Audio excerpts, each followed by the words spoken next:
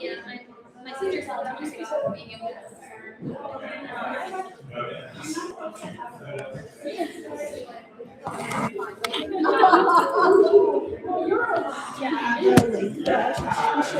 I'll have one in just a second. Yes, here's the link. I'll go ahead and text it to you, maybe. Should send it to Ivy because I think she was the one who published.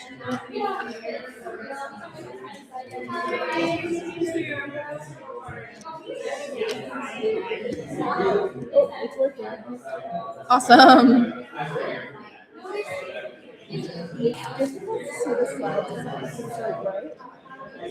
I wonder if there's a way to. It's also just kind of far away.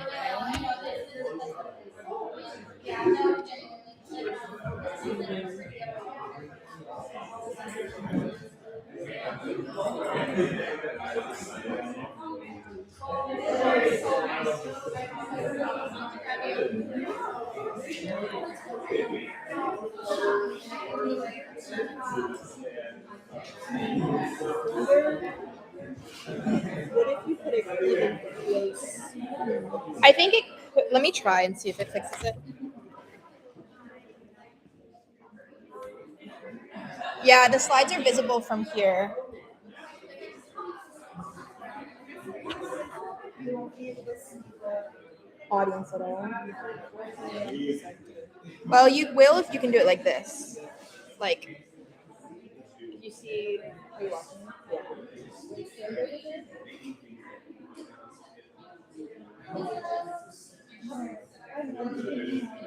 I'm so sorry about that.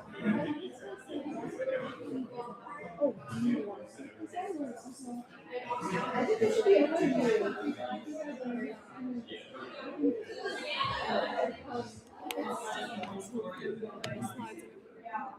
Do you want it? Do you have like a copy of the slide? Yeah, I emailed them. Oh, okay. I Could can add that, is that like causing stress or no? As long as it's not causing stress. I was just wondering.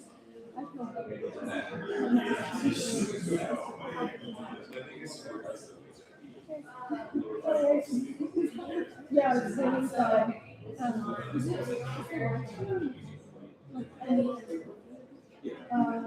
It's we might publish it on YouTube, but I think I can go in and like edit yours out if you I'll be sure it's alright. Download it. I don't have your slides.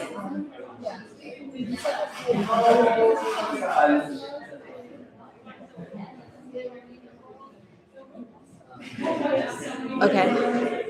I'm not ready, but so quite fast. Yeah. If you want to do it, I will just shorten. I can go down to a small 30 seconds if you really want to.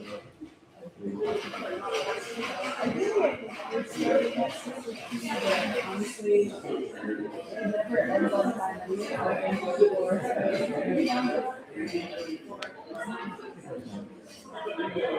you have a USB? I'm so sorry to interrupt. Do you have a USB-C charger?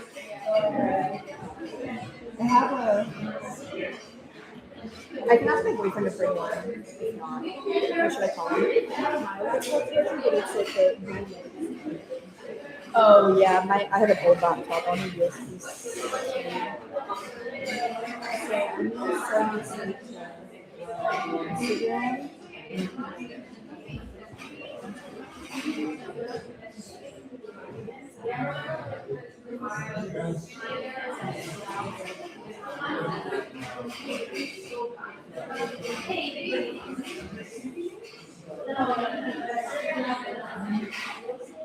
are you still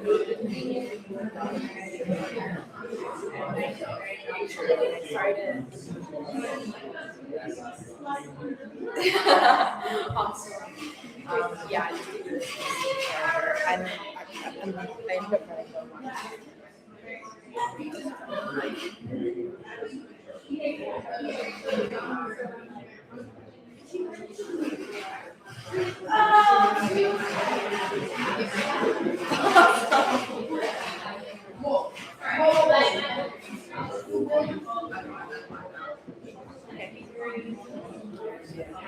Sounds good. See you soon. Yeah. So here you can see the street. It is a little bit.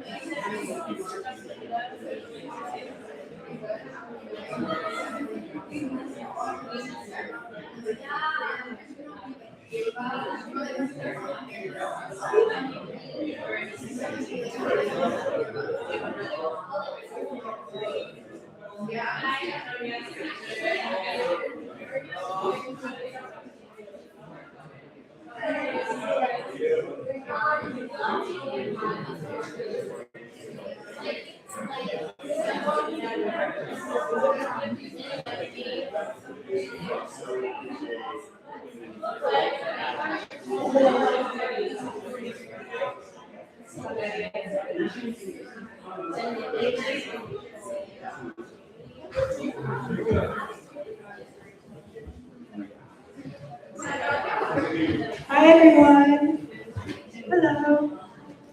Welcome to YSFP Melon Forum. Feel free to take snacks and take breaks along the way. It's going to be a really long night with some really awesome presentations. And I'm super excited to celebrate all our wonderful seniors and all their wonderful scholarship in food and agriculture. And so just a reminder, all the food out here is, I believe, nut-free. And if you have any questions about allergies, you can ask the culinary events manager. They can put you to the right place. And without further ado, welcome to everyone who's here, and I'll have our director, Mark Cromford, give some opening remarks.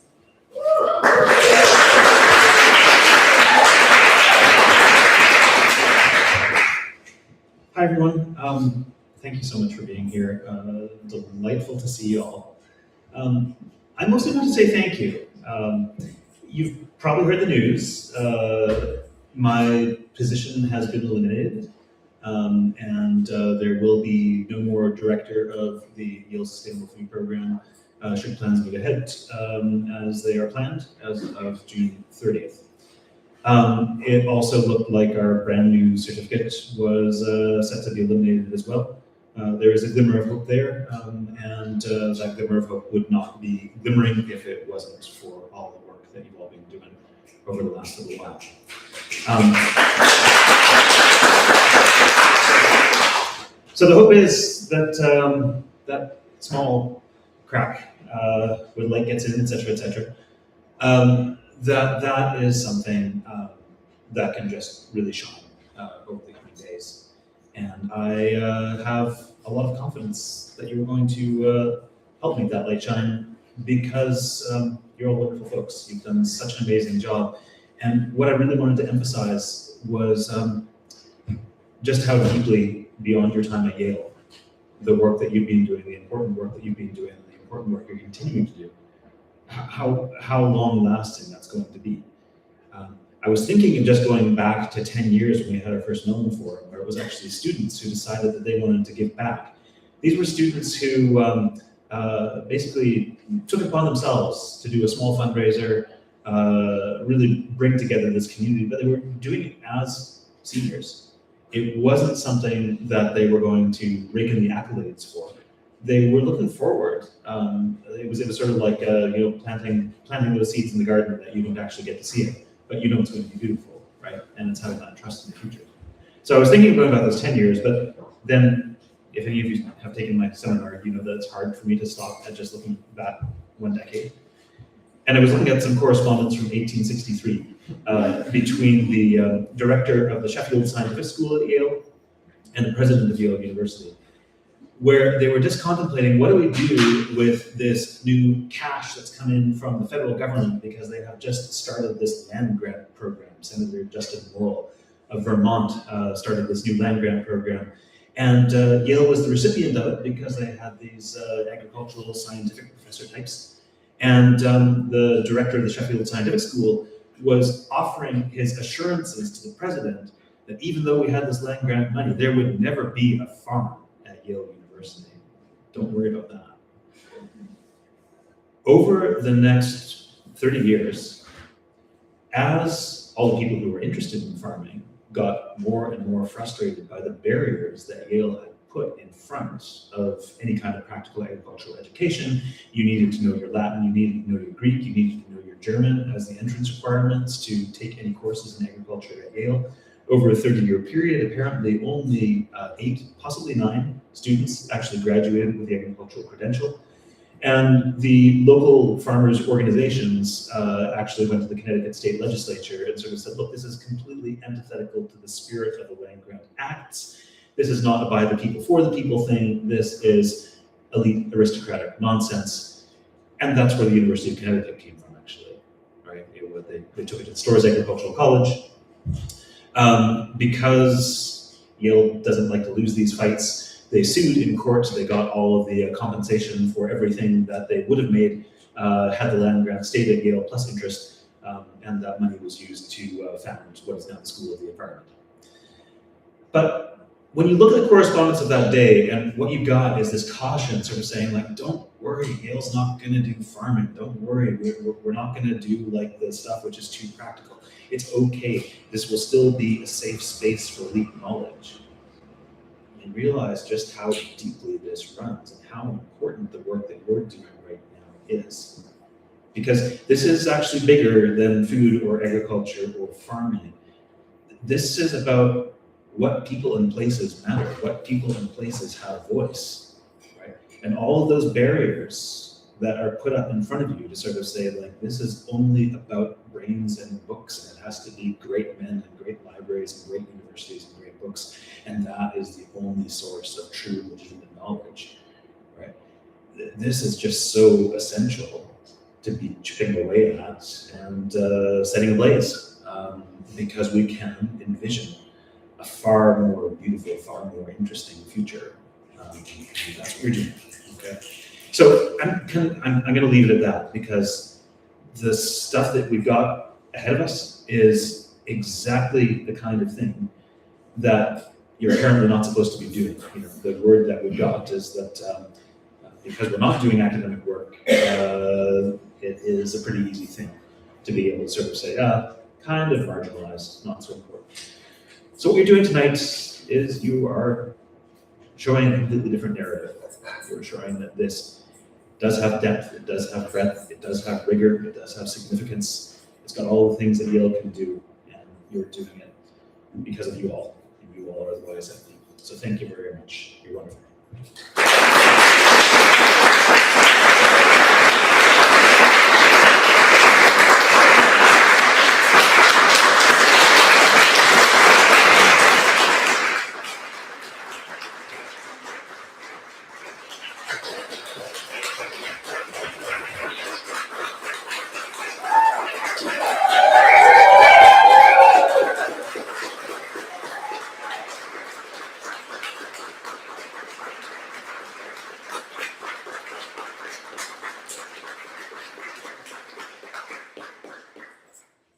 On with the show. Wendy.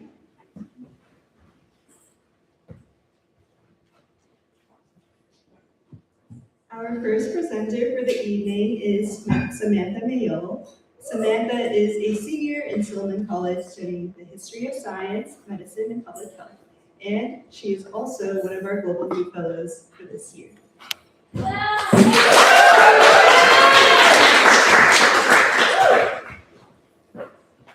Alrighty, hi everyone. As mentioned, my name is Samantha, and it's such a privilege to share this space with you all. And today I will be presenting my senior essay. We can move to the next slide, please. Thank you very much. Okay, my project is titled Reclaiming the Soil, Operation Bootstrap and Restructuring of Puerto Rico's Agricultural Future from 1947 to present. And I really owe a lot of this to my thesis advisor, Elaine Myers. She is someone I really look up to in the academic sense, but also in the world sense. She just manages to do it all. And I hope to one day just be able to take a glimpse of her future and just live up into her footsteps one day as well. And like on that same vein, I'd also like to acknowledge both my grandfather, Benito Mayol. He's someone who I've looked up to my entire life, and he's one who taught me the term Taino. For those of you who don't know, the term is to refer to the indigenous people of the Caribbean, specifically to the Dominican Republic and Puerto Rico. And not to jump the gun a little bit, but that is not only what I spent my thesis working on, but also where on the farm in Buena Fruta farm in Mayagüez, Puerto Rico, the farm that I got to work on, and it was a refurbished farm. It previously was a factory, and it got repurposed to be a farm in Puerto Rico. And being able to study this in an academic sense and work hours on end in the library and study this is really meaningful. But being able to spend my summer in Buena Fruta was really fulfilling. And I really owe these to people and places to not only fulfilling my academic desires, but really just committing to a project that holds so much meaning to me. And yeah, so talking about 70 years of history is really difficult. So framing the question was really crucial to me. And I did so in asking myself these three questions. What happens when developmental policy restructures not just an economy, but a food system? How does industrialization reshape land, diet, and health over time? And who is the who? Who are the people that controls production? What does that control make possible or impossible? And in that, I try to aim center my thesis on these three statements. Operation Bootstrap transformed Puerto Rico into an industrial economy. And in doing so, it dismantled local agriculture. So it created a long-term dependence on imported foods. Food insecurity, diet-related disease, and land loss are not side effects, but they are structural outcomes. And lastly, my favorite statement, food is political. Food sovereignty efforts today act as a public health intervention, but also as an act of resistance. So let's talk about before Bootstrap. This was pre-1947. Puerto Rico is an agro economy, and is rooted both on export crops and subsistence farming. And there's evidence of Taino agriculture, showing that it is an agroeconomy. So there are a lot of political regimes centered around land distribution and rural stability during this time. Now, what was this Operation Bootstrap? I kind of been throwing around this term a lot. In 1947, a man by the name of Luis Muñez Marin, he was the governor of Puerto Rico. He lived in San Juan, but he was the governor of Puerto Rico, meaning that he had jurisdiction all over the island. He came in and said, we need to go ahead and we need to grow Puerto Rico's economy. So he went under the strategy of industrialization by invitation, centering his argument over tax incentives and infrastructure, so straight things that are going to grow the Puerto Rican economy. And sure, factories were built, the GDP did rise, and that attracted mainland US to go ahead and invest in this ideal. However, in doing so, the success was measured in displacement. The success was also measured in terms of the dispossession of local Puerto Ricans. So what it did was it bought out Puerto Ricans' lands that they raised their family on. They went ahead and sent them to mainland Puerto Rico. So there's a large wave of migration. They went ahead and they hired people from mainland US. They sent them over to Puerto Rico, had them live there, had them build factories, and totally turn all these acres of farmland into factories. And not even 10 years later, manufacturing income surpassed agriculture. Over 152 farms were built by 1952. And just by looking at the pure stats, just looking at the numbers, even though a lot of the time when we look at historical events, numbers do not compare to lived experiences, but these numbers truly do speak for themselves. Agricultural employment fell in twofold. Nearly 1 million people migrated to the US, to mainland US from Puerto Rico, from 1950 to 1965, which in this current moment, the average, I think the average population was around 2.5 million, so that's almost like 45% of local Puerto Ricans moved to mainland US. And home-based industries collapsed alongside farming. So it wasn't just people involved in agriculture, but all home-based industries as well. So what do we see from this? The collapse of local agriculture. So more specifically, farmland declined dramatically over the second half of the century. And looking at a more recent census in 2022, the most recent number, we see that around 7,602 farms remain. Although there is no cap as to how many acres is used to determine what is considered a farm and what is not, that is a drastically different number than the number of farms pre-Operation Bootstrap. And overall, we see the shift from local, diverse local production to import dependence. As we know, a lot of Puerto Rican dishes involve rice. Rice is not grown on the island. That's all imported. And unfortunately, this is the history and the truth for a lot of islands, but that there's a large number or percentage of food that is imported. And for Puerto Rico, that stands at around 85%. For Hawaii, I think the number is a little bit higher. I think it's around 90%. And this goes to show the importance of growing and feeding the people and your families around you, because unfortunately there's a large dependence that has been created between Puerto Rico and the United States. And this is also someone that's going into public health and agriculture. To me, public health consequences also were pretty significant. And around 70% of the average Puerto Rican dietary intake, the calories come from imported foods. So again, not only in the dependence on what's being purchased, and there can be an argument that a lot of what's being purchased is based off of tourist economy, but 70% of locals' calories come from that imported food. And that leads to diabetes being the leading cause of death in Puerto Rico. And I've spoken to scholars that say, well, in the US, heart-related illnesses are also the leading cause of death. What's the difference here? But this statistic of diabetes being the leading cause of death was as of 30 years ago. So we are seeing the effects. We are living in Operation Bootstrap to this day. There's no end date. A lot of scholars will point to around the 70s as to when an active effort to get workers to come to Puerto Rico ended. However, we still see that dependence being seen. So what has been done? I hope this is all not too discouraging. We do see that there is the power in community, and this is proof. Although I would have loved to spend my thesis on looking at the cost-effect analysis and policy initiatives of looking at, okay, can we go ahead and provide local farmers an amount of money to be able to source food, or is there something that the local government can do in terms of any type of tax incentive? However, this is a historical review, and I was able to briefly look at the more recent effects.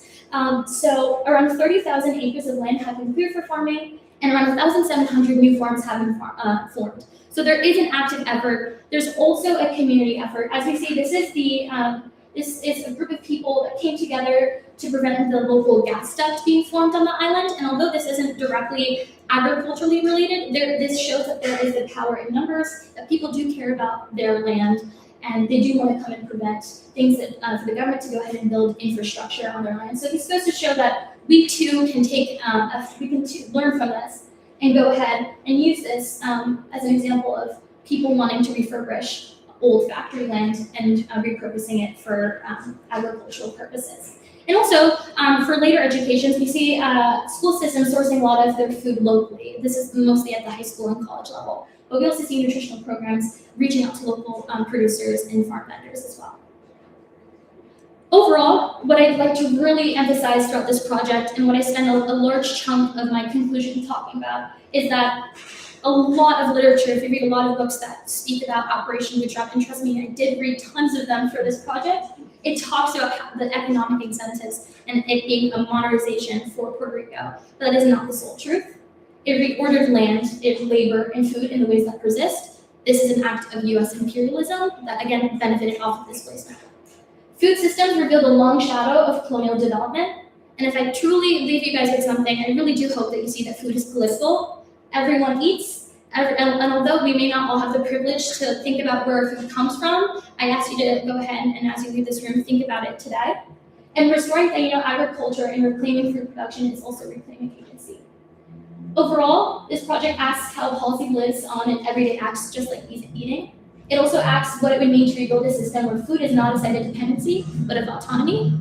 And in the next slide, I just go ahead and share some last photos of my experience working on the farm. I have over 100 in my camera roll, but I think these 5 kind of summarize what an amazing experience it was to benefit off of working hands-on in the farm. And thank you all for the space.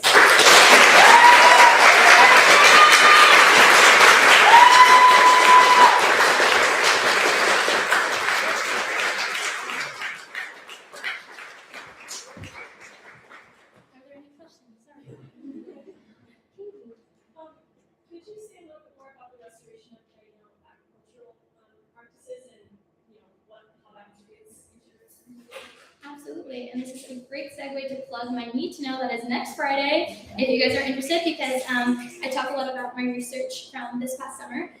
So specifically when it comes to Taino agriculture, it's about using regenerative methods.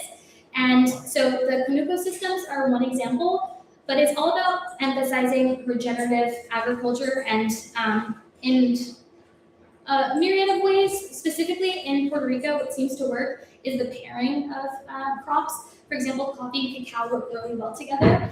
And in that field of regenerative agriculture, it's about learning from the land and using the crops that work together, but also not growing for the purpose of like selling or for money or any type of other incentive. So it's about learning from the land. And although that seems vague, working hands-on, I think I got to know the gist of it within a month. So it's about the coupling of crops. Like one leaf provides shade for another crop to grow. One root digs deeper while another is more shallow. So the Conuco systems are a little bit easier because the raised beds, the water seems like seep down, and for crops that require longer roots, that seems to work really well. But those were some of the experiences, and I definitely will talk more next Friday in terms of what Taino agriculture really means. Absolutely. Yeah. I was wondering, I'm sure you conducted a lot of interviews during your summer research, if there's knowledge among people on the ground that this sort of intentional process occurred, like because of this intentional policy of Operation Bootstrap, that's why, and therefore, like these local family farms are no longer a part of our lived experience here. Like, do you think that that's part of still like a strong collective historical knowledge, or do you think that there's haziness on how the process really happened? Yeah, absolutely. Great question. I was also able to work with the University of Puerto Rico, Mayagüez, and there are a lot of scholars that talk about and actively teach classes that involve the history of Puerto Rico, and Operation Bootstrap is mentioned. However, when I was talking about this with my dad's side of the family, which is Puerto Rican, none of them really knew what I was talking about. And my abuela, who is from the island, lived there for the majority of her life, she also did not remember. She just remembers that she had to work in a factory when she turned 18. So it's almost as if it is a hidden history. I think for people that are able to be involved with the literature of it, and I think scholars especially, I think that is the group that is maybe most informed. However, I've also spoken to a few farmers because I got to work the farmers markets as well as a result of working on the farm. And I would say maybe one or two of them knew of Operation Bootstrap, but it isn't a lived history. I think the purpose of living and working your farm isn't because of this one event, as opposed to a cultural significance. And it's scary then to say that this part of history is somewhat under wraps, especially because we're still living in it. So I think it's part of one of the initiatives that I kind of turn to as a conclusion, or what we need to still do is live on to history, and what that means is teaching not only the younger generation, but also the older generation of this is a part of your history and this is why it exists. Thank you guys.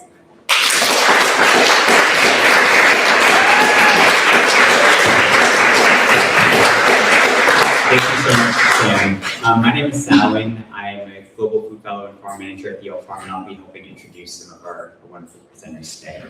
So our next presentation is from Deborah Fetter. Deborah Fetter is a sociocultural anthropology major and is in Ezra Stiles College.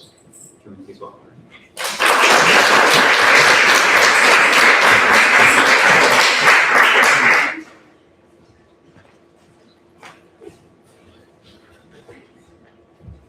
Okay, hi everyone. Thanks so much for having me here. I'm going to be talking about a soup kitchen in Boston called Haley House.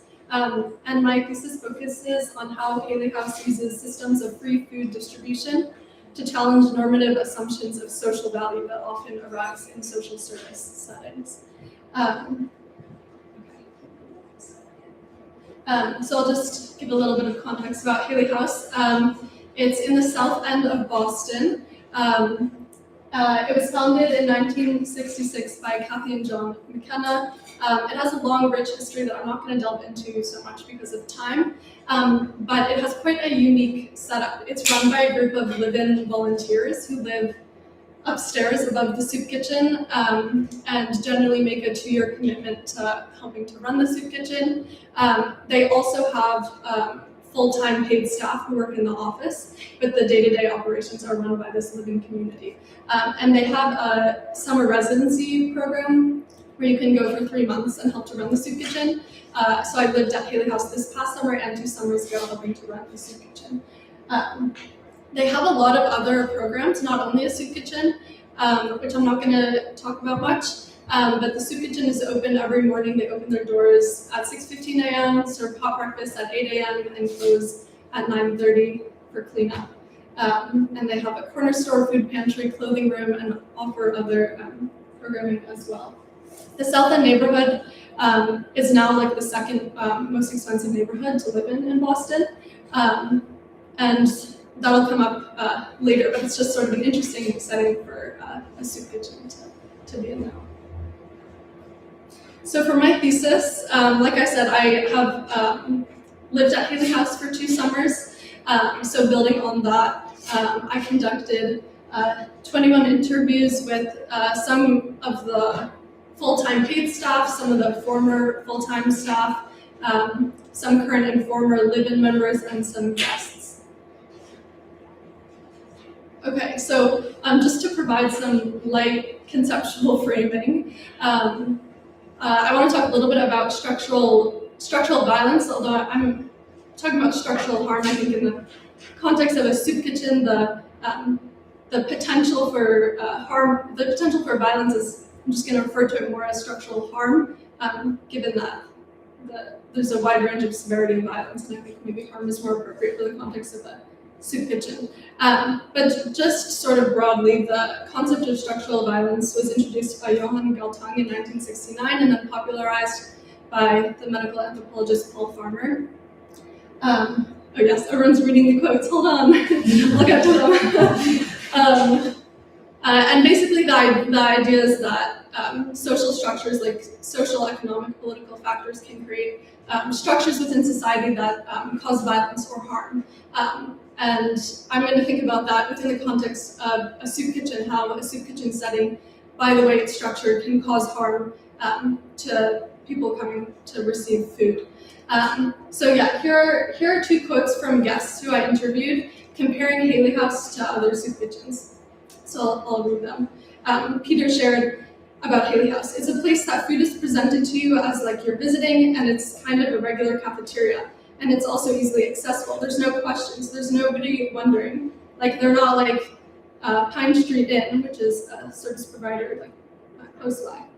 If you need food from them, but you don't live there, they bring it out to you. Like I said earlier, they bring it out to you like dog food.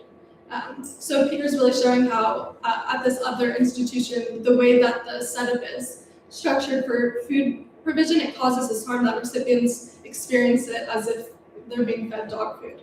And then another guest, TGIF, which is an acronym he goes by sometimes, shared, you know, all the other soup kitchens or places in Boston that you can get something to eat, like Pine Street Inn or St. Francis House, they just plop the food on your plate, see you later, and that's it. You're just another number. But here at the Haley House, you serve the food, you cook the food, and then you guys sit down at the table and treat us like human beings. So clearly, there's something different about Haley House, and so I'm not really going to be talking more about structural harm, but more about structural support and how Haley House creates a soup kitchen environment that is supportive to its guests. Okay, so two big factors I think that Haley House uses to create this sort of atmosphere is the physical layout and how they manage safety of the space. So in terms of the physical layout, as you can see here, this is from summer of 2023, so I mean it's more or less accurate. But it's a very open layout. Like where we're standing sort of in the picture is where the kitchen is, and then that's the dining area. And before the food is served at 8 a.m., a bunch of heated up leftovers and snacks are put out on the table in between, and guests are constantly like coming around to the other side and interacting with volunteers. And often guests wash dishes also, or help with cleanup, and are very involved. It's just like a very socially fluid and physically fluid space. And then there's no security at Haley House. Like it's just an open door to the street. There's no metal detector as compared to other places in Boston, other service providers. So there's no assumption of guilt or like assumption of wrongdoing or you know when you walk in the door. So when I asked one guest, Sam, why he likes coming to Haley House, what he likes about it, he said, everything, doing everything, helping. And this, I interviewed him while he was washing the dishes. He didn't want to step away to go somewhere else with the conversation. So the guests are really involved within the soup kitchen operations. Another guest, TGIF, I'm not going to read the whole quote, but also what he appreciates about Haley House is that he's able to come and volunteer and do the dishes.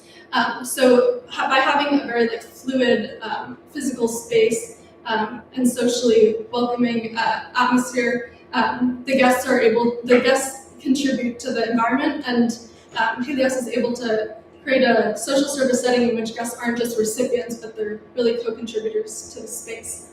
When I asked the guests about if Haley House is a safe space, Sam, the dishwasher, said, "When I'm here." And a different guest who sometimes goes by Billy Boy said, "When I'm not here, it's like I just pray that nothing happens." So guests really actively see themselves as, maintaining the space. Here's a picture from a morning. The people with aprons are volunteers. A really key aspect of volunteering at Haley House is that all the volunteers are encouraged to go and take food and sit down and have a meal with guests. And really just like have conversation, which generally is not happening in other larger scale social service providers in the area. It's a very small space, as you can see in the picture, so that contributes to the warm communal atmosphere. And they use real dishware as opposed to just to-go plates. So it's a setting that really encourages people to come sit down and hang out and not just come for fuel to eat and leave, but to come build community. So when I asked a guest, Gary, why he comes to the soup kitchen, he said because it's quite a short distance first, and the second layer, food is good, and I like to entertain these people here. So like right off the bat, Yuri was saying, like he sees himself as coming and contributing social value. He's not just a recipient of services, but he comes to enhance the social atmosphere. And similarly, TJF said that he comes to enlighten you kids and give you my wisdom and teach you stuff because that's what an older gentleman is supposed to do. And then Michael shares about how he's helped people at the soup kitchen connect with benefits and sort of connected people to his own support network. So, like I said, through the spatially open setting and a really warm environment with real dishware and setting in which volunteers are going and actually sitting with guests, and guests are coming and helping with food preparation and cleaning. They're able to create a soup kitchen that is structurally supportive as opposed to harmful. So just briefly, some tensions that come up. The staff at Haley House are always talking about the tension between providing more food and creating a communal atmosphere. One of the key things about Haley House is that it's small, and so it's able to create a tight-knit environment. They actually recently stopped giving to-go boxes of food because they want people to come and hang out in the space and to build community. Haley House also depends on a larger ecosystem of like social services within the Boston area, as in many people said in their interviews, like you could go anywhere to get food, but people come to Haley House for community. And so Haley House really relies on larger institutions to be providing more food. So there's this question of scalability, whether larger institutions can incorporate this model of having guests not just be, singularly in need and there to receive, and volunteers as there as contributing value, but whether the model is scalable to a larger institution. As I mentioned earlier, the neighborhood is a very wealthy neighborhood. And the bonds that are created between volunteers and guests within the soup kitchen kind of fail on the street.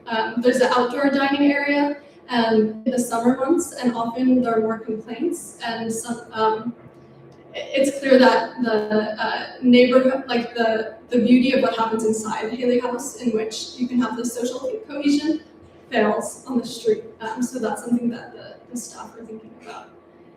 So just to sum up the last slide, I think that Haley House provides a unique model for how social services can provide food in a way that doesn't singularly think about guests as in-need recipients and volunteers as the only contributors of value. I also think that the volunteer model is really powerful for how volunteers relate to people who are in need in a different way than they are. And also just having a communal gathering space, I think, is sort of a underrated need, or within social services, it's not spoken about so much. The people are thinking more about what resources to provide in very quantifiable ways, and Haley House shows that there's really a need just for communal gathering spaces.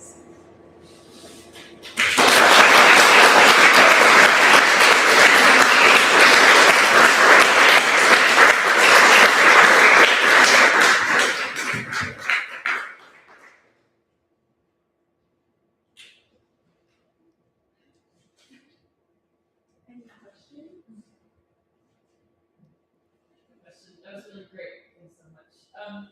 So because the neighborhood demographics are so different from the demographics of people who are how is it like? Does it draw people from around the city, or are there like networks that come, or is it serve a neighboring community, or how does Of the guests coming? Yeah. Yeah, the guest population is like quite varied. People come from different places.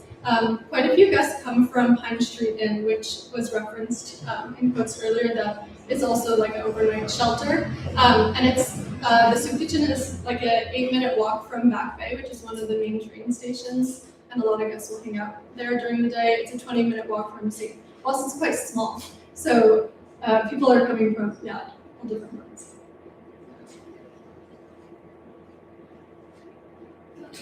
Since it's such a small space, is there ever like competition for getting in? People ever not able to get in because there's so much in there? Yeah, sometimes, yeah. Especially in the winter months when it's really cold and people want to be inside. In the summer, it's less of an issue because they have the outdoor dining is actually recent as of the pandemic. But because they have the outdoor space, things can spill out more. Historically, the soup kitchen was run quite differently, and there would be like a line out the door at 6 a.m. and then guests who entered the space weren't allowed to leave the space. And so I think when things ran like that, there was more competition for a seat. But less so now, just because people will stop by and then leave, come back later for the food. So. Thanks so much.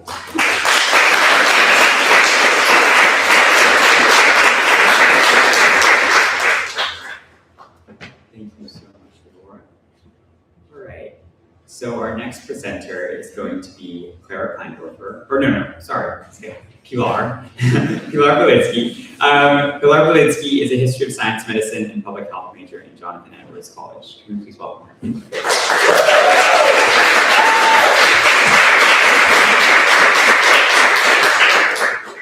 Hi everyone, I'm Pilar, and I'm so excited to have the opportunity to present my thesis.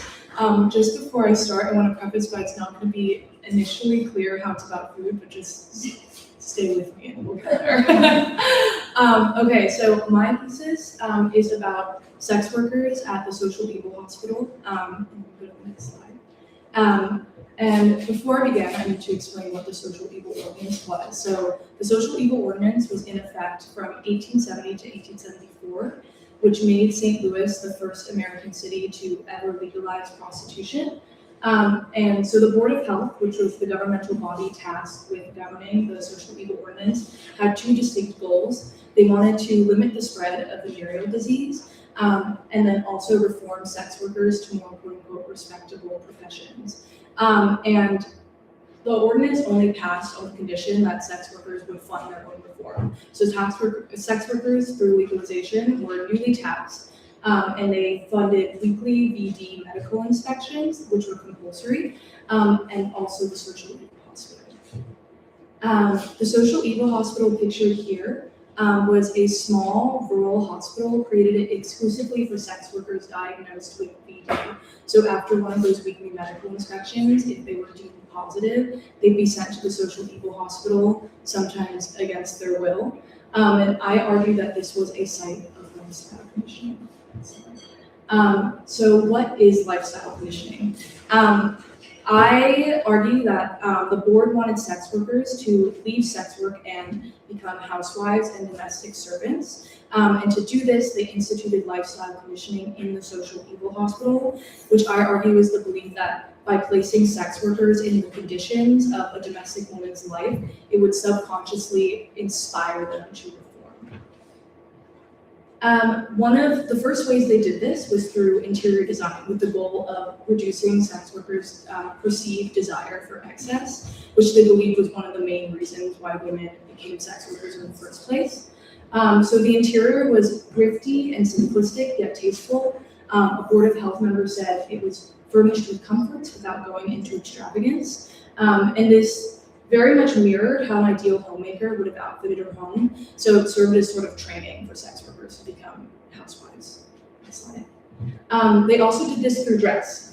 So the board instituted a pinafore and calico uniform, and this was supposed to visually align sex workers with domestic and economically dependent roles and distance them from their jobs. So this is what a pinafore and calico uniform would have looked like. As you can see, there's some variation, but it's generally quite simple, it's practical, and it's inconspicuous. And mostly housewives and domestic servants would wear this. They put this over their regular clothes and to keep them clean while they're doing household tasks. Next slide. And this was intentionally in contrast to what sex workers typically wore. Their clothing was a very important part of how they attracted clients. Sex workers were trying to cultivate this alternative social world. So clothing was an important tool for success, and by making them wear this uniform, they were taking away that tool. And they also did it through food, instituted lifestyle conditioning through food. Similarly to interior design, the board's goal was to limit desire for excess. So the board believed that some foods were immoral, more immoral than others. So you see stewed chicken and oyster soup were derogatory to the Reformation, which the Social Evil Hospital was supposed to make. So certain foods were deemed as unnecessary quote-unquote luxuries. Next slide, please. But importantly, sex workers resisted the board through contesting these rules around food. So the Social Evil Ordinance ended up failing in 1874. It was repealed. And in scholarship, while I was doing my research in scholarship about it, it really focuses on political government actors and reformers and like their political motivations and getting it overturned or keeping it going. But it doesn't really talk about sex workers, what their role in that was. So this is my attempt to shine a light on what their role in the Social Evil Ordinance was.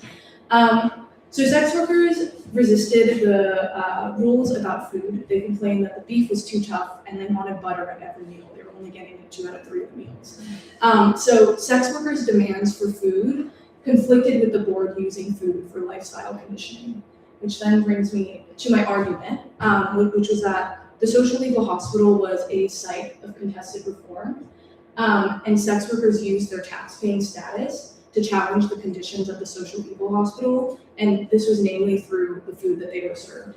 And this feeds into my larger argument, which I won't talk about now, but that the Board of Health conflated medical treatment and norm reform, which was quite typical for hospitals pre-widespread acceptance of germ theory. So by contesting reform, sex workers by contesting reform untangle medical and moral treatment.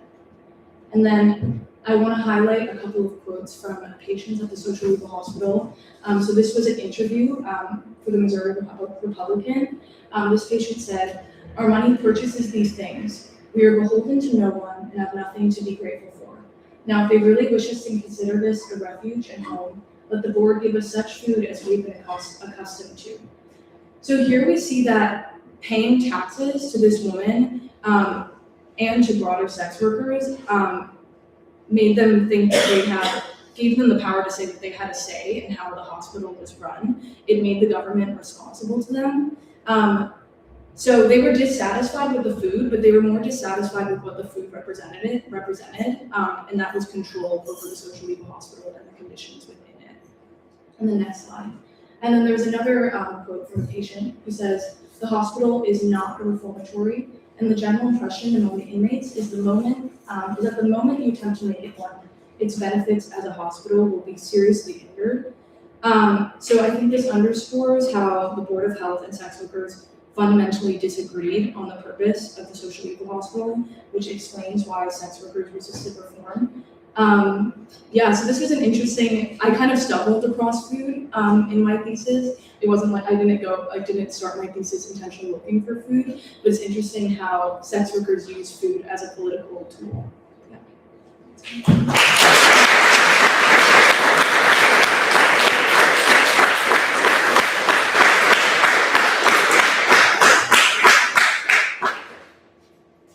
was wondering, you were saying that this social evil law or policy ended up being overturned, which was the policy that made sex work legal in the city, Yeah. but which instituted all of these rules. Yeah. And you were talking about how sex workers had a role in that.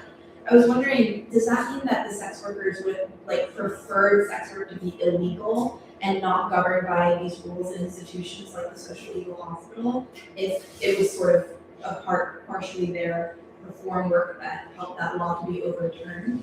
Yeah, I mean, I think that's like my guess. I didn't get into that because I focused more specifically on the social legal hospital. Like if this was a longer project, I think that's what my conclusion would lead me to, because one of the reasons that the social legal ordinance was passed is that madams who ran brothels had already been negotiated these fee for protection deals with police before the social legal ordinance. So in exchange for a fee, the police would turn a blind eye to their brothel and even protect them in the cases of angry or dangerous customers or angry crowds.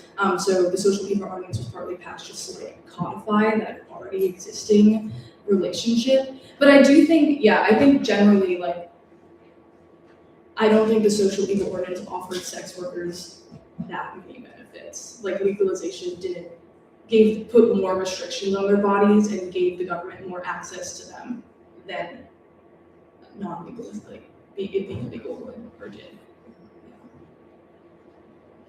So I noticed in some of the quotes, the language, the dollar money pays for this, or we want food that we are accustomed to. Did you find any evidence of collective resistance or organizing, maybe just meeting amongst the sex workers to talk about this resistance? That's part of my argument.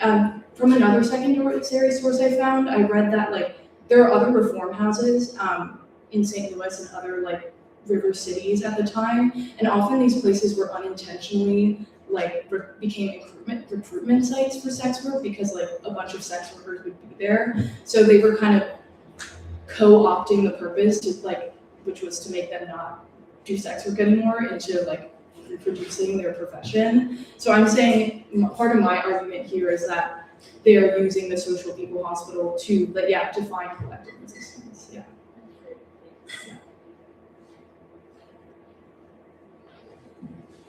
Thank you.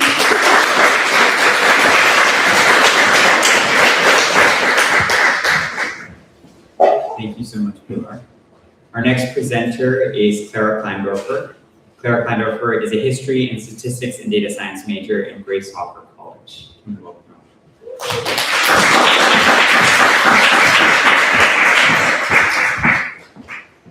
Thanks, Salmon. Hi, everyone. So I'm going to be presenting on my history thesis, which is about the Mississippi Delta Chinese. This slideshow is really long and has a lot of quotes and photos in it, but I really want to keep it focused on kind of the food element, which comes up in multiple ways, but we'll see where the slides take us. Okay, we can go to the next one. Okay, so basically in December, I took a short visit to the Delta to go to the archives at Delta State University. And while I was there, I was just like driving through and ran into a bunch of these like abandoned Chinese groceries, which I thought was really interesting because I wasn't expecting to see like actual physical remnants of what I was looking at and what I was studying. So this is an image of one of them. We can go to the next. Oh, okay. This is just like a quote from Graceland by Paul Simon, which is a song that I like. So I put it in. Because that's like, this is like exactly what I did for my trip to Mississippi, which is I went into the Delta down the highway following the river. Anyway, okay, we can move on from that. Here's me with that's my mom on the right, and then on the left is this old couple named Gilroy and Sally Chow, and they both grew up in the Delta, and their parents both owned groceries. And they are board members of the Mississippi Delta Chinese Heritage Museum, and they were kind enough to come and speak to me during my visit. I know I'm kind of getting ahead of myself and haven't really explained what my essay is about yet, but this was really nice and a great way to kind of form a personal connection with the subject that I was thinking about so much. Okay, and then this is just something that I think is really interesting and wanted to share because it's kind of related and interesting and cool. So I don't know if you all know this, but Betty Crocker, the face of Betty Crocker is basically like an amalgamation of a bunch of American women's faces like put together into one.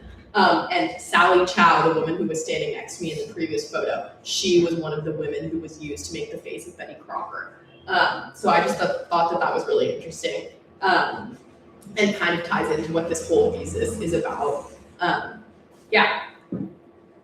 Okay, more photos. A lot of the slides are just photos, so we can just move through them. But this is the Mississippi Delta Chinese Heritage Museum, which is where I conducted most of my research. This is also at the Delta State University Archives. Okay, and then before we get into the actual subject matter, I just kind of want to explain the Mississippi Delta itself. So basically it's this alluvial plain between the Mississippi River and the Yatsu River. It's actually the delta of the Yatsu and not the Mississippi. And it floods, and so that makes it really good agricultural land. And most of you probably know that the delta was like a really large site of plantation agriculture and like slave plantation labor. And so I guess on the left you can see a map or a graph of like the Chinese and the number of Chinese people in Mississippi in different years, starting in 1880 and then ending in 1960. And then on the right, you can see it's from 1952, an image of the darkest brown is the highest concentration of Chinese people. And then each triangle represents a grocery store. So you can just kind of see how prevalent they were. And I guess that this leads me into explaining what my thesis is about, which is the Mississippi Delta Chinese and their move into the Delta and into owning grocery stores.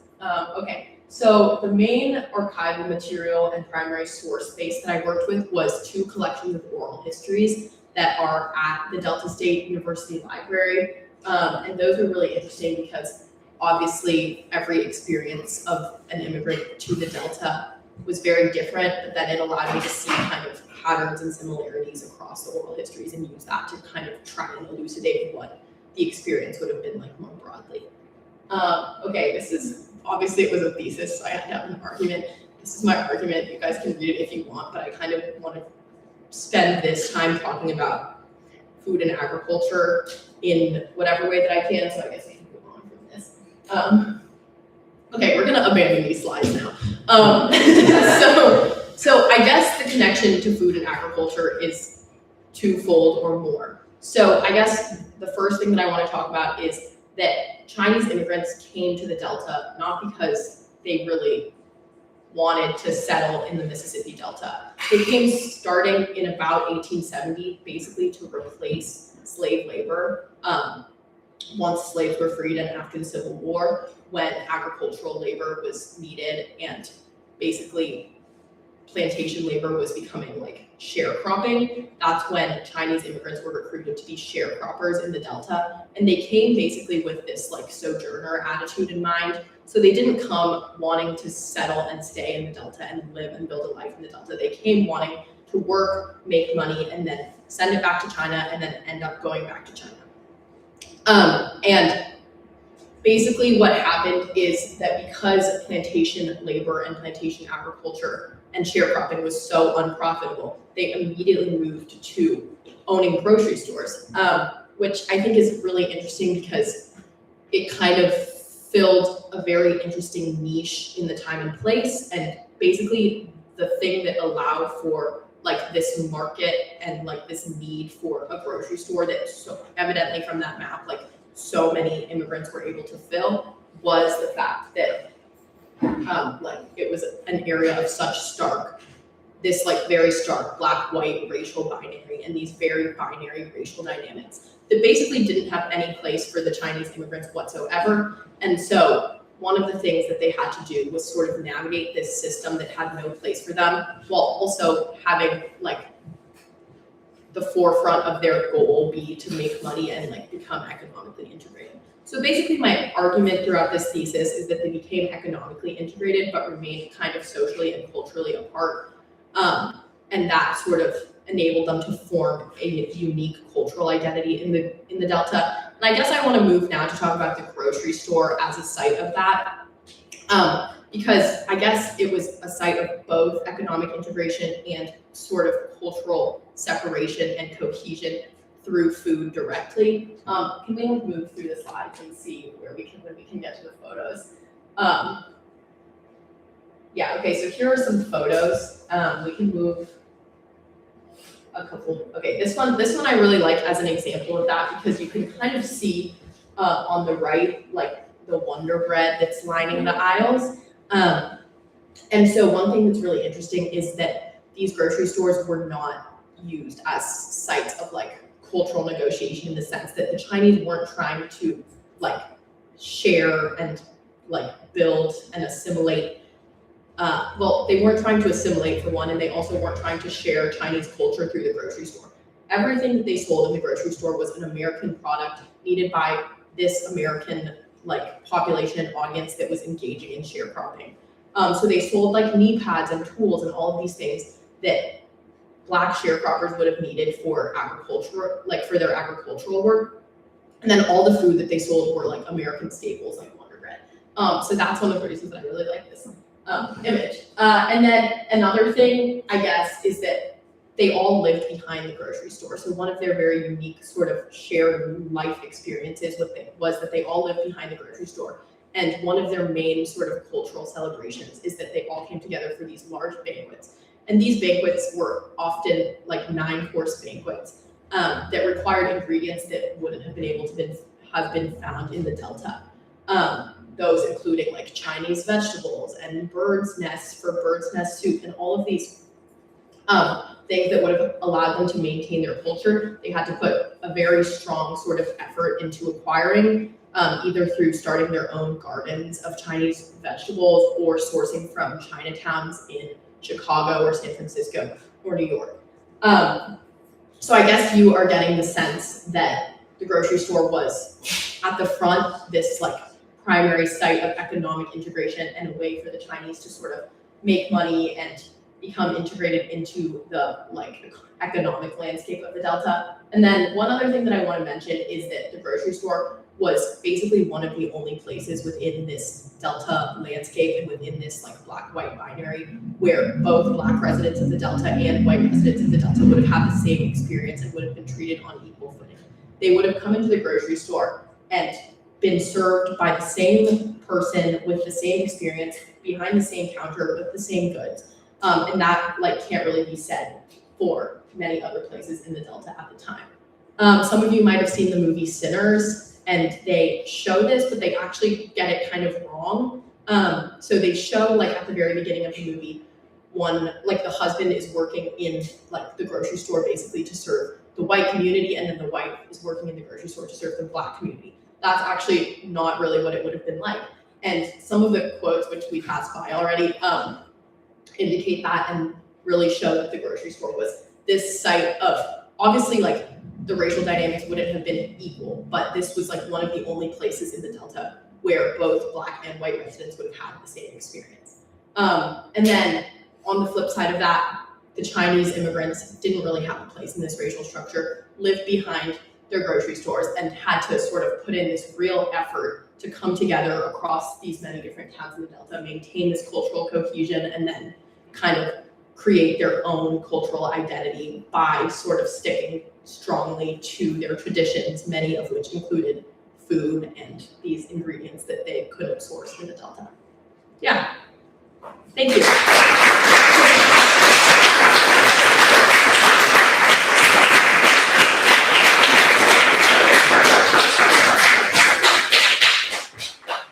I know that was kind of long-winded and all over the place, but does anyone have any questions? Sure. You sort of opened by showing us these kind of dilapidated buildings. I'm sure you didn't have time to touch on this in your thesis specifically, but what do you think sort of led to, or the dynamics that were involved in the sort of sunset of this dynamic, and what do you think has replaced it, or like what community structures have evolved from it, or sort of have new, like that community structures completely arose in sort of spontaneity. Yeah, it's a really good question, and it's actually one of the main things that my thesis is about, but not really like a food focus. So one of the things that I argue basically is that this communal cohesion that the community had, and these like strong, basically they had this very strong value of like mutual aid, and also very strong values of education.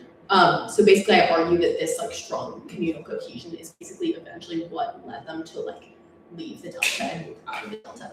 And I explained a little bit at the beginning that they were coming to the Delta with this like sojourner attitude and never really intended to stay in the Delta. And kind of one of the products of that was that something that the original generation really transmitted to their kids was a really strong emphasis on education and on not owning grocery stores and eventually pursuing other career paths that led them out of the Delta. And so basically after 2 and 3 generations, these grocery stores no longer exist because they were never meant to. Because one of the reasons the Chinese came to the Delta eventually was to leave. And then something else interesting to the second part of your question is that after these grocery stores, something that does start to emerge in the Delta a little bit is Chinese restaurants, which is a whole other phenomenon, but yeah. I'm super curious about the networks. So are these Chinese people all coming from the same village? And sort of how do they get dispersed? And then sort of relatedly, what is the supply chain and like of getting these particular foods to these markets? And are they sort of connected? Are they competitors? What's the relationship? Good question. So most of the Chinese in the Delta would have all come from the same villages in China, from the Pearl River Delta in China, which is one of the reasons that the networks of mutual aid were so strong, and this like sort of feeling of kinship among the community was so strong, because even though they were spread all across different towns throughout the Delta and were generally like geographically spread out, they had these sort of underlying kinship ties and networks that came from like knowing each other in the same villages in China.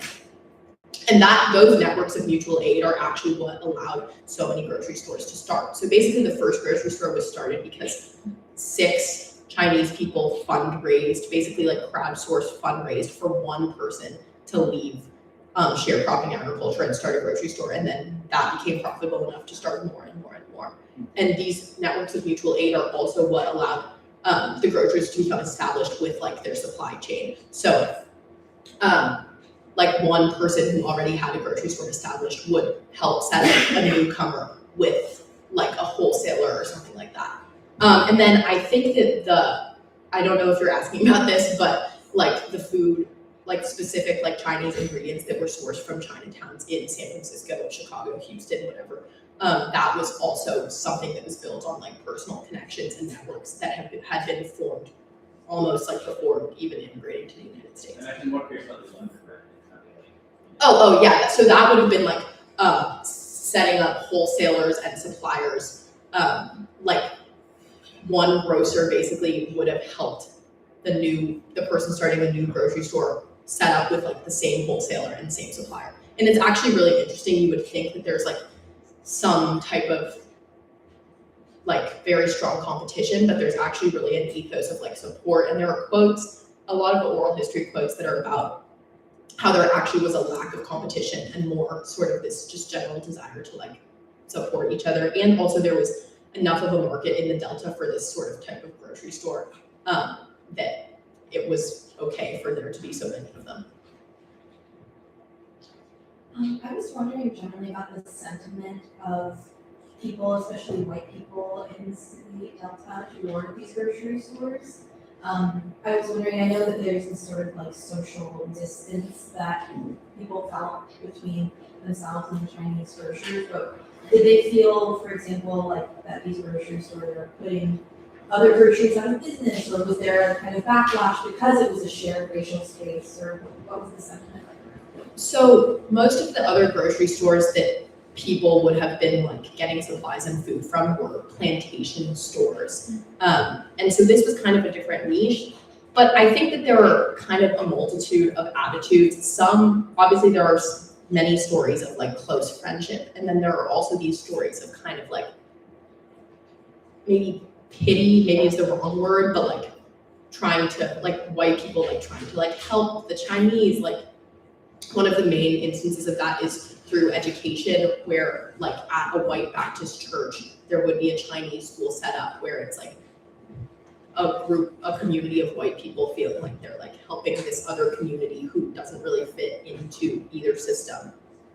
like get a better education. But that also goes both ways, because throughout the Delta, there were like, the way that education was treated was different in every town. So in some towns, like the Chinese people could go to white schools, and in some towns they couldn't, and they had to go to black schools. And so there's a lot of this kind of negotiation where they really don't have a place, and there are all different relationships forming. Okay, thank you.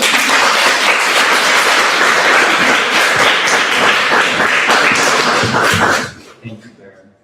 All right, our next presenter is going to be Lawrence Tang. Lawrence Tang is an environmental studies major in Silliman, and he also makes pizza at the farm. He was also a 2024 O'Shaughnessy Global Food Fellow. Please welcome him.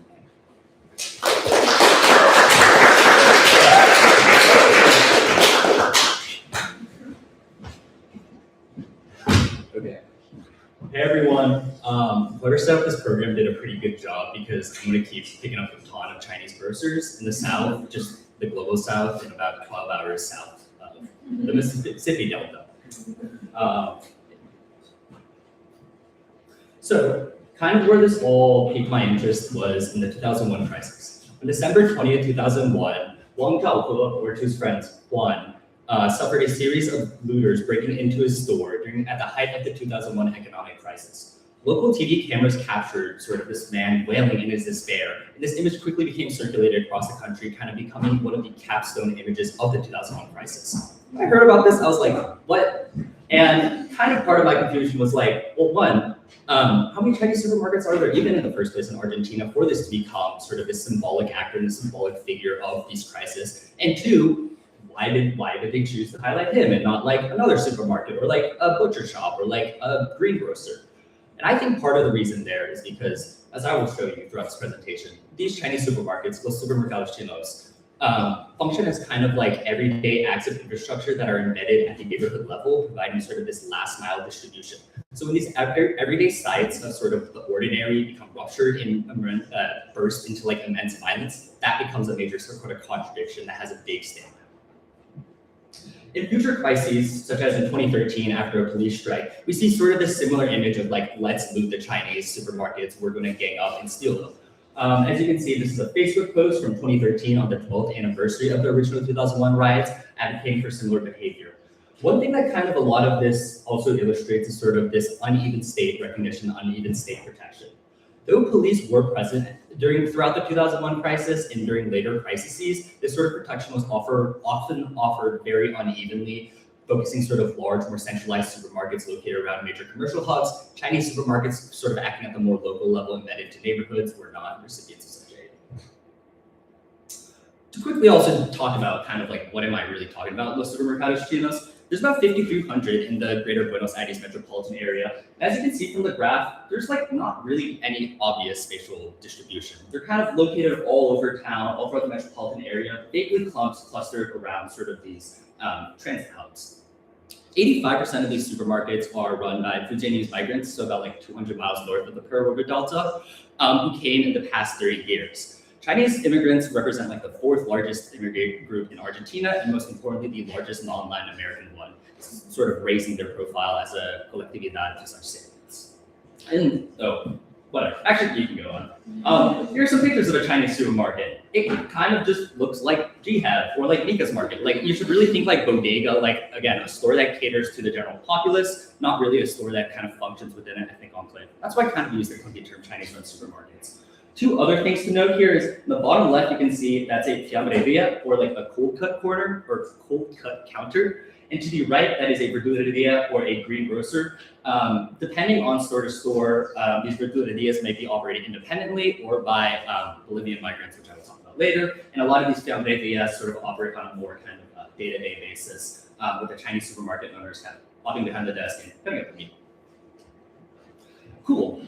One thing I want to talk about in analyzing Chinese supermarkets is this idea of like context zones. And I mean this in two folds. First is like the typical kind of sociological term of sort of this zone where two different ethnic groups or two different cultural groups come into close repeated interaction. Chinese supermarkets function as one of these with many clientele coming into the same store, you know, 2 times, 3 times, or even 4 times a week. This builds up routine familiarity, but also at the same time, there's kind of this idea of like China as literally the opposite of Argentina. On one level, this is like literally true geographically. If you were to dig a hole through China, you would end up in Argentina. They're like on different hemispheres. It's like a 29-hour flight to get from one to the other. And we see this sort of kind of represented in a lot of the pulp culture.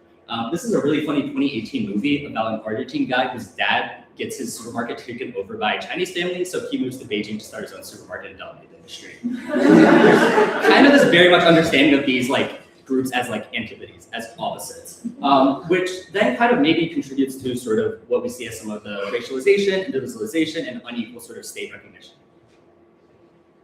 Yeah, this is a term I really like, the urban food migration nexus. I put up a definition of urban food systems. You can read it. I think the main important thing here is that I'm kind of referring to the urban food system as like a broad collective, not just sort of sites of production, but also distribution, provisioning, and specifically in the case of Chinese supermarkets, this idea of like last mile infrastructure.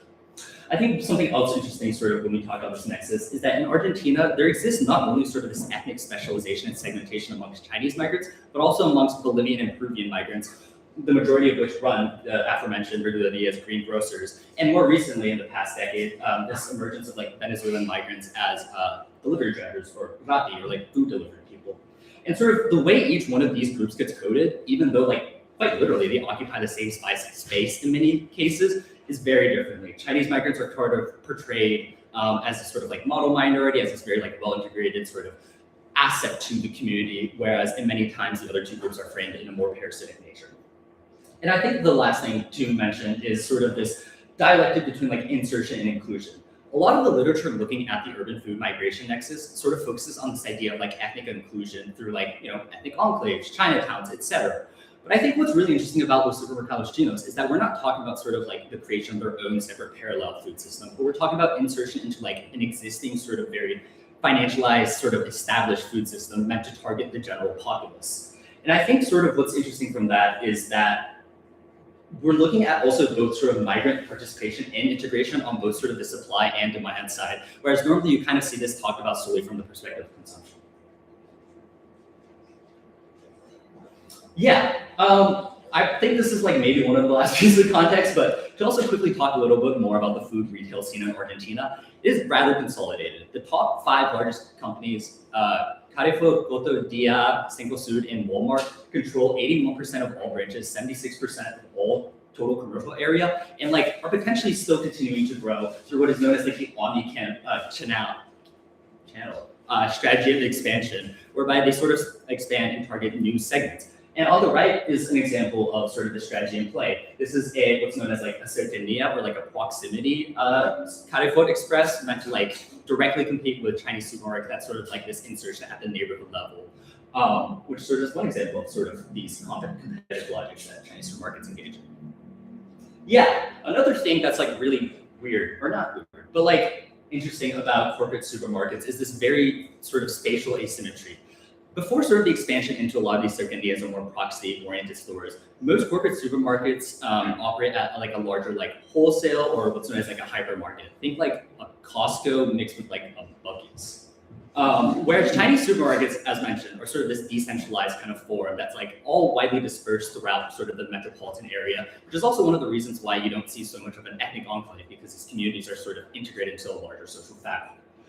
But this sort of centralized logistics that a lot of these corporate chains engage in allow them to like honestly do some pretty abusive things to the rest of the system. One of which is that they have direct negotiations with a lot of payment methods, thereby allowing them to exchange a lot better sort of rates. As you can see, like I think it's Santander and VNA, they are literally offering you like 30% discounts if you use their credit cards to shop at, on these certain days. Chinese supermarkets obviously cannot negotiate at sort of this institutional level, and they're therefore meant to like take higher margins or sort of operate at a loss. And the second is sort of, a lot of corporate supermarkets also operate essentially by consignment, whereby if I'm Coca-Cola and I want to sell my produce in like a supermarket, not only do I have to send my own distributor to like go and bring the product and stock the shelves, I only get paid sometimes 60 to 80 days later based off how much of that produce is sold. These stores kind of essentially are acting on consignment, with a lot of these shelves not really being about the produce being sold, but rather sort of renting out the space. Cool. I was in Argentina this past summer as well as 2023 and talked to 2 supermarket owners and got really close, hung out a lot, even worked a little kind of to try to figure out kind of what are like kind of the mechanisms they're engaging in. How are they able to keep operating and competing against what seems to be such a larger behemoth? I have like stuff about my methodology. I mean, I could say, I think one really interesting thing is like a lot of machine transcription really sucks at transcribing like, I guess multiple languages, but then also a lot of these migrants speak with a dialect of Chinese, Mingnan-Hua, which like totally scrambles the model. Cool. There's this thing that happened in 2020, the COVID pandemic, and like that really was kind of a sign of like how a lot of these retail logics operate unevenly across different channels. A lot of the supermarkets were able to negotiate with the government to essentially operate, or the government implemented price controls, and a lot of the corporate supermarkets were able to negotiate that on an item-by-item basis, with them getting the government to guarantee them to subsidize them if they were to sell products at a loss. Chinese supermarkets operating at a more decentralized level could not do such a thing, and were forced to sort of sell a lot of products at a loss in order to just stay competitive and to maintain the existing clientele. This led to what the Argentine media has called an ola de cierres, or like wave of closures, in which you saw, I think, anywhere between 200 and 300 Chinese supermarkets in the capital shut down, with some of them either moving out to sort of more provincial parts of the country, or even leaving Argentina and completely going to neighboring countries like Chile, or going back to China. Yeah, one thing Argentina is also known for is having quite macroeconomic volatility.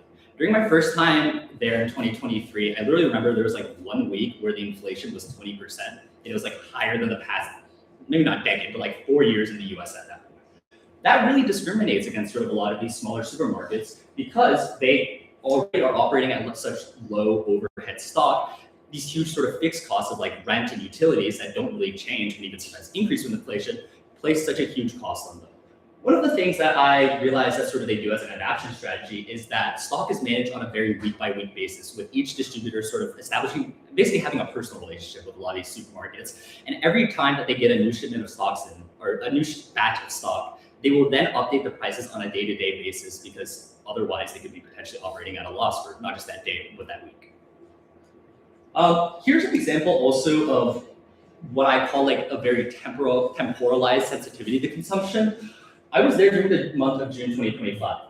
Argentina had 2 soccer games, one on the 5th, one on the 10th. So the supermarket owners knew that a lot of people would buy beer and wine sort of during those first 2 weeks. And then that 3rd week, there were 2 public holidays, one on the Monday and Friday. The supermarket owners knew that like by the 4th week, most people would not have sort of the funds to keep buying in a lot of these excessive consumptions and would therefore kind of artificially stock heavily during the first 2 to 3 weeks.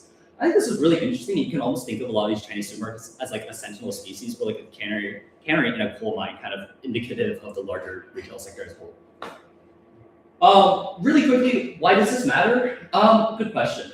I think one part of it is this like dynamic between insertion and inclusion. A lot of the literature at the urban food migration kind of looks at kind of this essentialized notion of like how do migrants engage in their own separate ethnic enclaves rather than sort of looking at how they are inserted into existing ones. And this is actually like a much more common phenomenon than you might think, whether it's like Yemeni migrants running bodegas in New York City, Pakistani migrants running like corner stores in Barcelona. The sort of like ethnic specialization kind of gets oftentimes a lot invisibilized and sort of blended into the background of like just how things have been.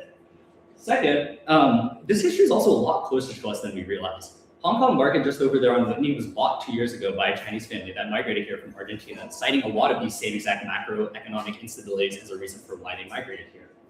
Finally, I think more broadly, a lot of the literature characterizing Argentina frames it as like, you know, oh, the grain of the world, like we got the best cows, we can grow so much soy and whatever, like hypothetically we can feed 400 million people. But at the same time, 37% of the population experiences moderate to severe food insecurity in 2022, clearly indicating that it's not really a question of production or even really distribution, but sort of provisioning how people can access the food in the end, which I think is like something really interesting that I want to say. Yeah, I have thank yous. Here are some of them. I didn't really have space to write more. Thank you.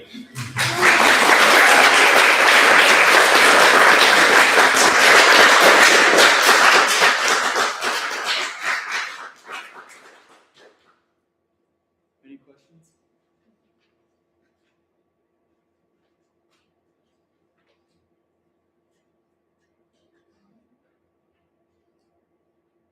Did you feel like because you have kind of this unique set of skills and being able to speak both Spanish and Chinese with these people, is that what initially drew you to this research? And it just seems like it was such an add to like this field of research, like you being there to like watch these trends, and I was really curious sort of how you felt like you did this project differently to how these issues have been looked at in the past.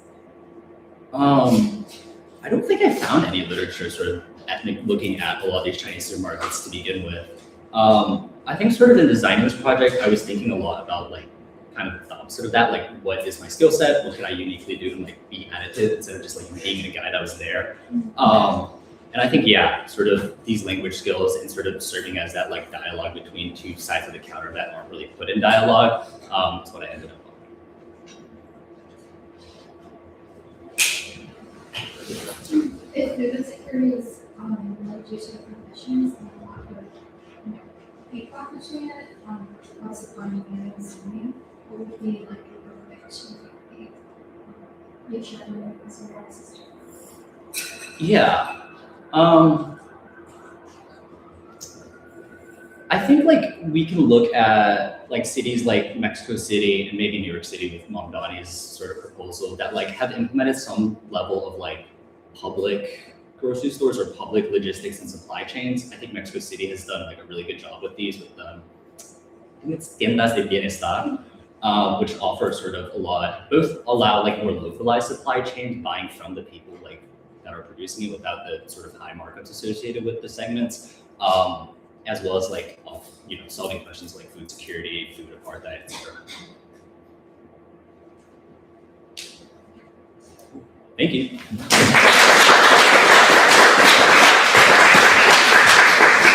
Thank you so much, Lawrence.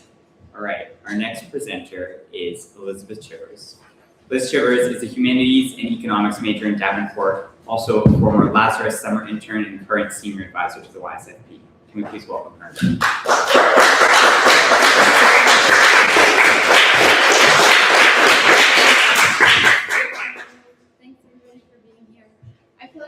start by saying that my thesis is a lot less explicitly about food than some of the ones that we've had the opportunity to hear about today. But what I'm writing about and thinking about in my thesis is shaped by my experience growing up on a small homestead in southern Rhode Island. And the YSFP in particular, my time as a summer intern here, was really important for helping me think about how that upbringing could translate out to academic work here at Yale. So I'm very grateful for the program for that, and for the opportunity to talk about what is mostly a paper about books. But yeah, my thesis was called, or my senior essay was called Narrating the Multi-Species, A Gentle and Ethical World, Virginia Woolf's Flush, and Olga Tokarczuk's Drive Your Plow Over the Bones of the Dead.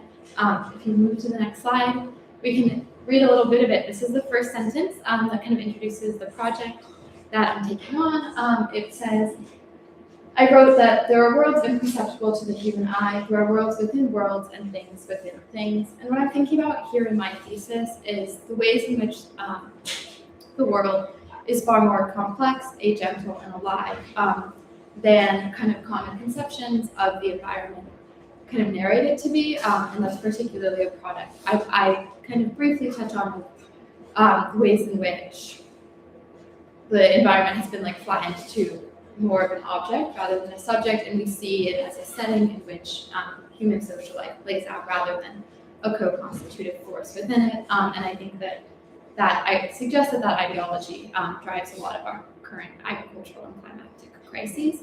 And then, if you move to the next slide, oh yeah, this is like an example of that ideology. I forgot, I was directing this out. It's the Great Chain of Being, which kind of suggests that humans are closer to God, and then like different life forms are farther away, and the environment lies at the bottom. So this kind of hierarchical structuring that enables environmental exploitation and animal degradation, that is a key part of our, some of the flaws in our agricultural system, I believe.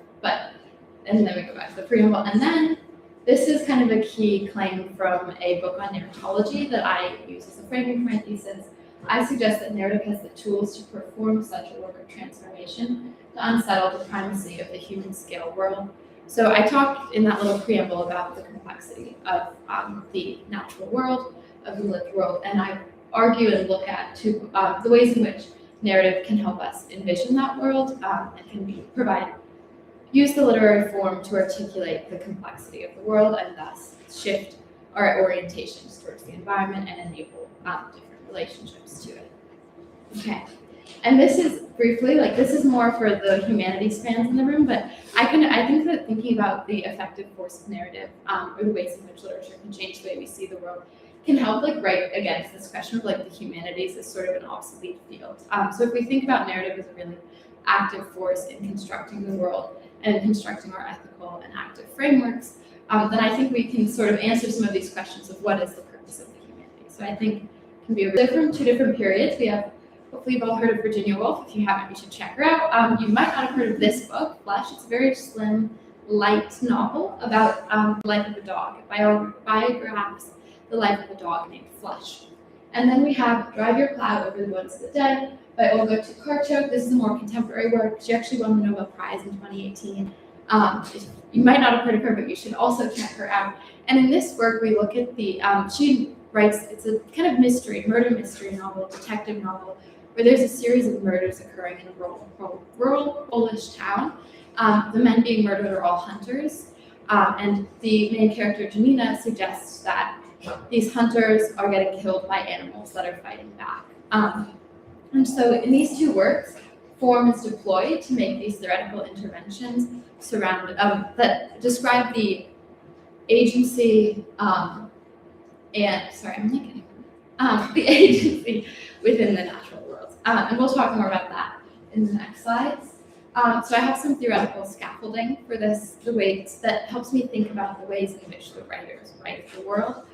So the first is Umwelt, which is on your left, which is a theory from Jacob von Uxel, who's a German philosopher, that thinks about the distinct experience within each life form.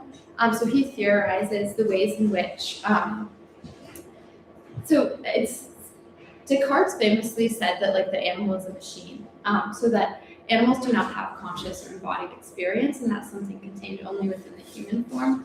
Von Uxel writes against this in the Umwelt by theorizing the ways in which the kind of sensory capacities of each life form shape its conceived and embodied world.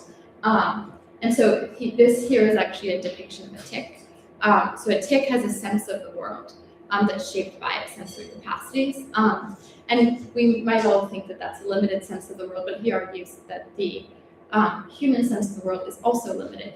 For an example that we'll talk about with flesh, we have a much worse sense of smell than dogs. And so a dog might have a really different textured sense of the complexity of the world than us. And then on the other side, actor network theory, which I look at Latour's conceptions of it, is this recognition of the forceful nature of all presences. So it's fighting against this idea of like environment as a flat space upon which human social life plays out, but rather thinks about the active forces of all things to create and constitute the world around us. And he has some interesting environmental takes, but mostly my point on with these two theories is to think about the ways in which we can see these two novels actually playing them out in their deployment of form. If we go to the next slide, I think maybe we're wondering what form really means. So form is the ways in which a narrative is constructed.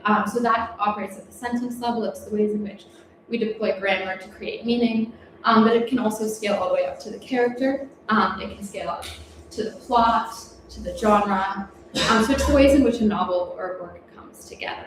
And so I look at the deployments of form in particular to depict form is deployed at the sentence level, but there's interesting work she does with genre and plot as well. And if you go to the next slide, and that's kind of it, but you can read the essay to hear more about those things and other things. I guess I mentioned the cards, but there's other things. So yeah, okay.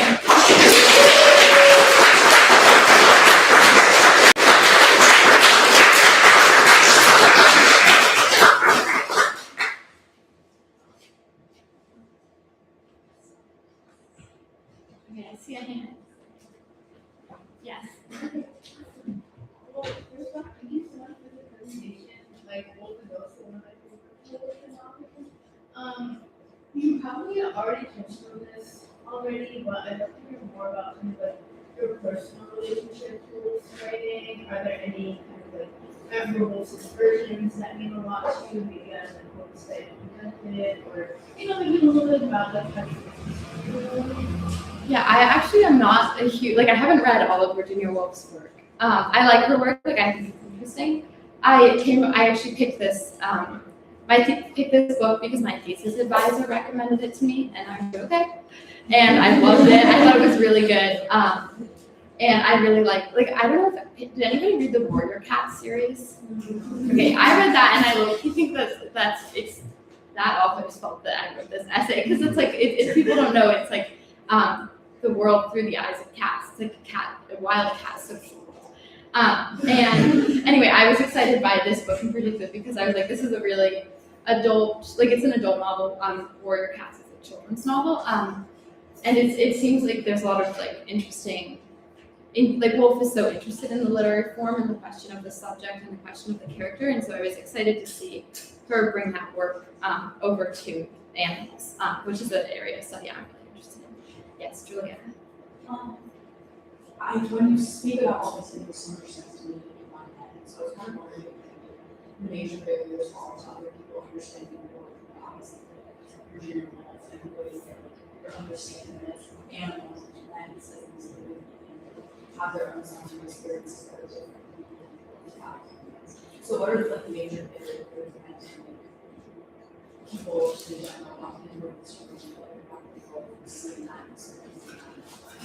Yeah, well, that's a big question. I think a lot of it has to do with the ways in which these kind of flattened conceptions of the environment have become key foundational structures for a lot of our economic and agricultural systems. I guess that's the way the YSFP works. But I think things the kind of the ways in which meat are processed. Sorry, if you're not if you're a fan of the ways they're processed, but mass scale meat production is a major economic industry that I think relies on kind of our ability to detach from the ideas of animals as experiential and agential beings with social and intellectual value.